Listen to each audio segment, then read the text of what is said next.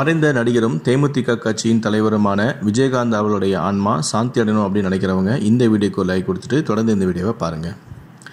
மறைந்த விஜயகாந்தோடைய ஆன்மா வடிவேலுவை மன்னிக்குமா மன்னிக்காதா அப்படின்னு இது தொடர்பாக சித்தராமா தற்போது பேசி ஒரு ஆடியோ வெளியிட்டிருக்காங்க. ஸோ அதில் அவங்க என்ன சொல்லியிருக்காங்க அப்படின்னு பார்த்தீங்கன்னா, பொதுவாகவே நம்ம ஒரு 2 பேருக்கு பகை இருக்குது அப்படின்னா திடீர்னு நம்ம எதிரியாக நினைக்கிறவங்க நம்ம வீட்டுக்கு என்னுடைய கல்யாணத்துக்கு வாங்க, என்னுடைய மகளுடைய கல்யாணத்துக்கு வாங்க அப்படின்னு சொல்லி அழைப்பிதழ் வச்சாங்கன்னா அந்த நபர் அவங்களுடைய கல்யாணத்துக்கு போகிறதுக்கு தயங்குவாங்க.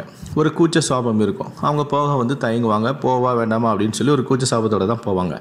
ஆனால் நம்ம ஒருத்தரோட சண்டை போட்டுட்ருக்கோம், அவர் திடீர்னு இறந்து போயிட்டாரு அப்படின்னா கண்டிப்பாக அவருடைய இறப்புக்கு யாராக இருந்தாலும் போகணும். நானாக எங்கேயாவது இடத்துக்கு போகும்போது அங்கே ஒரு ஆள் இறந்துட்டாரு அப்படின்னு சொல்லி கேள்விப்பட்டால் நான் அவங்களுடைய வீட்டுக்கு போயிட்டு இறுதி அஞ்சலி செலுத்திட்டு தான் வருவேன். அதுதான் ஒரு நல்ல மனிதருடைய ஒரு இயல்பான ஒரு குணம். ஆனால் வடிவேலு விஷயத்தில் அப்படி கிடையாது. விஜயகாந்த் அவருடைய அப்பா ரைஸ் மில் வச்சுருந்தார். அவர் ஆரம்பத்தில் கொஞ்சம் பணக்காரராக தான் இருந்தார். ஆனால் வடிவேல் அப்படி இல்லை. வடிவேலுடைய மதுரை பக்கம்லாம் அவருடைய கிராமம்லாம் அந்த காலத்தில் வானம் பார்த்த பூமி. அப்போல்லாம் அவர் பிழைப்பு தேடி சென்னைக்கு போய் நடிக்கிறதுக்கு போனார். அப்படிப்பட்ட ஒரு சூழ்நிலை ரொம்ப ஏழ்மையான ஒரு மனிதராக இருந்த வடிவேல் அப்போ எப்படி இருந்தார், இப்போ அவர் எப்படி இருக்கார். அவர் நடிக்கும் போதெல்லாம் ஒரு வேட்டி சட்டை கூட ஒழுங்கான வேட்டி சட்டை இல்லை. அவருக்கு வேட்டி சட்டைலாம் விஜயகாந்த் வாங்கி கொடுத்தாரு அப்படின்னு சொல்லி எவ்வளோ செய்திகள்லாம் வெளியாக இருக்குது. அப்படிப்பட்ட ஒரு நிலைமையில் இருந்த மனுஷனுக்கு விஜயகாந்த் எவ்வளோ பெரிய உதவி செஞ்சுருக்காரு. ஆனால் அவரோட இறுதி அஞ்சலிக்கே வடிவேலு போகலை அப்படிங்கிறது ஒரு மிகப்பெரிய ஒரு குற்றம். அதே போல் பிரேமலதா கொடுத்த ஒரு பேட்டியில் கூட அவங்க சொல்லியிருப்பாங்க, ஏன் வடிவேலுக்கு ப்ரொடியூசராக இருக்கட்டும், தயாரிப்பாளராக இருக்கட்டும், டைரக்டராக இருக்கட்டும், ஏன் அவருக்கு வாய்ப்பே கொடுக்க மாட்டேன்றீங்க. அவர் ஒரு நல்ல கலைஞர், அவர் அப்படியே விட்டுறாதீங்க, அவருக்கு வாய்ப்பு கொடுங்க அப்படின்னு சொல்லி வடிவேலு விஜயகாந்த் எவ்வளோ தரக்குறைவாக பேசியிருந்தாலும் விஜயகாந்த் எந்த இடத்துலையும் வடிவேலை பற்றி தரக்குறைவாக பேசுனதும் கிடையாது. அவர் படம் நடிக்காத போது கூட நல்ல ஒரு கலைஞனாச்சு, இப்படி இவருக்கு யாரும் அவங்களுக்கு வாய்ப்பு கொடுக்க மாட்டேங்காங்களே அப்படின்னு சொல்லி அவருக்காக வருத்தப்பட்டாரு அப்படிங்கிற மாதிரி பிரேமலதா ஒரு பேட்டியில் சொல்லியிருப்பாங்க. அப்போ அப்படி பேசியிருக்காருன்னா விஜயகாந்துக்கு எந்த அளவுக்கு ஒரு நல்ல மனசு இருக்கும்.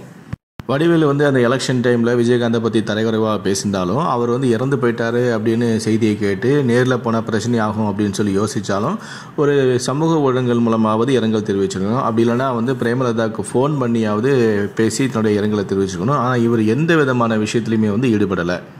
விஜயகாந்துக்கும் வடிவேலுக்கு இடையில என்ன பிரச்சனைன்னு யாருக்கும் தெரியாது, உண்மையாக என்ன காரணம் யாருக்கும் தெரியாது. ஆனால் கண்டிப்பாக விஜயகாந்த் வடிவேலுக்கு நிறைய நல்ல விஷயங்கள் பண்ணியிருப்பார்ல. என்னதான் அவர் தப்பாக ஏதாவது பண்ணியிருந்தாலும் கூட அவர் செஞ்ச அந்த நல்லதை நினச்சியாவது அவர் மனம் மாறி அவருடைய இறுதி அஞ்சலிக்கு பார்த்துருக்கணும். இல்லைனா சமூக ஊடகங்கள் மூலமாகவோ இல்லை பிரேமலதாவுக்கு ஃபோன் பண்ணியோ தன்னுடைய வருத்தத்தையும் ஆறுதலையும் தெரிவிச்சிருக்கணும். ஆனால் அவர் அப்படி மாதிரி எந்த விஷயத்துலையும் அவர் ஈடுபடலை. விஜயகாந்தோடைய ஆன்மா வடிவேலை பழி வாங்குமா, மன்னிக்குமா மன்னிக்காதா அப்படிங்கிற ஒரு கேள்வியில் மனசுலையும் எழும். நான் என்ன சொல்ல வரேன்னா, விஜயகாந்த் சார் வடிவேலு மீது எந்த விதமான வஞ்சனையை வச்சு இறந்து போகலை. அவர் உயிரோடு இருக்கும்போதே வடிவேலை பற்றி ஏதோ தப்பாக பேசுறதோ அவருக்கு ஏதாவது பிரச்சனை கொடுக்குறதோ எதுவுமே அவர் செய்யலை. அவர் விஜயகாந்த் தன்னுடைய நண்பராகவும் தன்னுடைய தம்பியாகவும் தான் அவர் பார்த்துட்டு வந்தார். வடிவேலு அவர் எந்த சூழ்நிலையும் எந்த காலத்தையும் தன்னுடைய எதிரியாகவே அவர் பார்க்கல. அதுதான் அவருடைய உயர்ந்த உள்ளம். அதனால் விஜயகாந்த் அவரை பழிவாங்க செய்யவே மாட்டார். ஏன்னா அவர் வடிவேலு ஆரம்பத்தில் கிட்டத்தட்ட 10 ஆண்டுகளாகவே அவருக்கு காலமே தண்டனை கொடுத்துருச்சு. விஜயகாந்தை பற்றி இப்படி பேசுனதுக்கு காலமே அவருக்கு தண்டனை கொடுத்துருச்சு. என்னுடைய சக்தியை வச்சு நான் சொல்கிறேன், விஜயகாந்த் இப்போ வடிவேலு இப்போ நிம்மதியாகவே கிடையாது. கடந்த சில ஆண்டுகளாகவே அவர் நிம்மதியாக கிடையாது. அவர் சந்தோஷமாகவும் இல்லை. அவர் வாங்கின சொத்துக்கள் எல்லாமே இப்போ பிரச்சனையாக தான் இருக்குது. அது மட்டும் இல்லை, விஜயகாந்தோடைய அப்பாவாக இருக்கட்டும், அவருடைய தம்பியாக இருக்கட்டும், இப்படி அவங்க குடும்பத்தில் ஒரு சில பேர் இறந்து போனாங்க. ஆனால் எந்த விஷயத்துலையுமே திரையுலகத்தை சேர்ந்தவங்க யாருமே அந்த அளவு அதில் ஈடுபாடு காட்டவும் இல்லை. ஏன் சினிமா துறையே நடிகர் சங்கத்திலிருந்து கூட எந்த விதமான விஷயமும் அவங்க செய்யவே இல்லை. இன்றைக்கி வடிவேலுக்கிட்ட பணங்காசு இருக்கலாம், ஆனால் அவர் சினிமாவில் தான் அவரை நிறைய பேர் பிடிக்குமே தவிர நிஜ வாழ்க்கையில் அவரை நிறைய பேருக்கு பிடிக்கவே பிடிக்காது. குறிப்பாக சொல்லணும்னா இன்றைக்கி வடிவேல் சார் அங்கிட்டு இங்கிட்டு நடந்துக்கிட்டு இருக்காரு.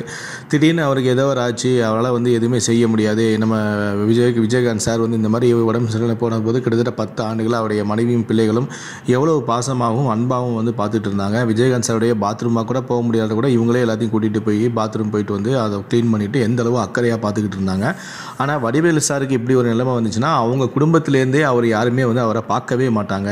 ஸோ அப்படிப்பட்ட ஒரு சூழ்நிலையில் தான் வந்து அவர் வந்து வாழ்ந்துகிட்டு இருக்காரு. எனக்கு தெரியும் அவர் எப்படி வாழ்கிறாருங்கிறது, அவரோட வாழ்க்கையை உணரக்கூடிய சக்தி எனக்கு இருக்குது அப்படிங்கிற மாதிரி அவங்க வந்து சொல்லியிருக்காங்க. நிச்சயமாக விஜயகாந்தோடைய ஆன்மா வந்து வடிவேலுக்கு எந்த விதமான தொந்தரவோ தொல்லையோ கொடுக்கவே கொடுக்காது. அவர் வாழும்போதே அவர் வந்து வடிவேலை மன்னிச்சிட்டாரு. இறந்த பிறகு அவர் மன்னிக்கணும் என்ன ஒரு கேள்வி, இது தேவையே இல்லாத ஒரு கேள்வி. கண்டிப்பாக வந்து விஜயகாந்தால் எந்த விதமான பிரச்சனையும் அவருடைய ஆன்மாவில் எந்த விதமான பிரச்சனையும் வடிவேலுக்கு வரவே வராது அப்படிங்கிற மாதிரி தன்னுடைய சக்தியை பயன்படுத்தி சித்திரமாக தற்போது ஒரு ஆடியோ வந்து சமூக ஊடகங்களில் வெளியிட்டிருக்காங்க.